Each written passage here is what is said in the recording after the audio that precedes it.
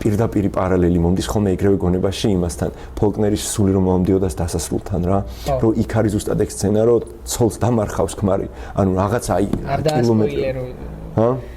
სპოილერი გადაახვიეთ 10 წამი ისმენს სპოილერი და ცოლს დამარხავს რა და ცოლს რომ დამარხავს ანუ დილას დამარხავს და საღამო მოდის და შვილებს მოადგება და ეუბნება ვიღაც ქალთან ერთად მოდის და ეუბნება რომ გაიცანეთ ეს არის თქვენი ახალი დედა და ანუ გასაგებია რომ ფოლკნერის დიდალოთობით წაკითხული არ ქონდა ეს მაგრამ ის ხო სრულიად დამცინავი გადათამაშება ამ ტექსტის რომ რეალურად რა მნიშვნელობა აქვს რომ წაკითხული ქონდა თუ არა და არა აქვს მაგრამ მუღამიც ეხო იგა მე ფოლკნერი ხო მაგიტომ მიყვარს რომ მუღამიც ეგ არის რომ შენ დაიჭერ მაგას ეგ მე მგონი ჟერარ ჟენეტის ესე იყო ლიტერატურული ინტერპრეტაციებით რაღაც ეგეთი ერქვა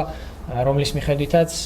აი ჰომეროსზე რა გავლენა ქონდა კაფკას ეგრე აღწერს ან დროს საერთოდ სწორი ლოგიკაა ზან ტექსტებს იღებ მარტო ეგ ავტორის სიკვდილის თემაა და შეგენა მე უბრალოდ მაგიტომ მიყვარს ფოლკნერი რომ ეგზისტენციალიზმის ეგრე გადათამაშება სახერხებს იქ ამ წარმომთელი ტექსტი არის რომ დედას მარხავ და ვაფშე არაფერ შუაში არა ის ხალი რომ მკვდარია ან რაღაც ვინ უფრო მკვდარია ვერ გაიგება კაროჩი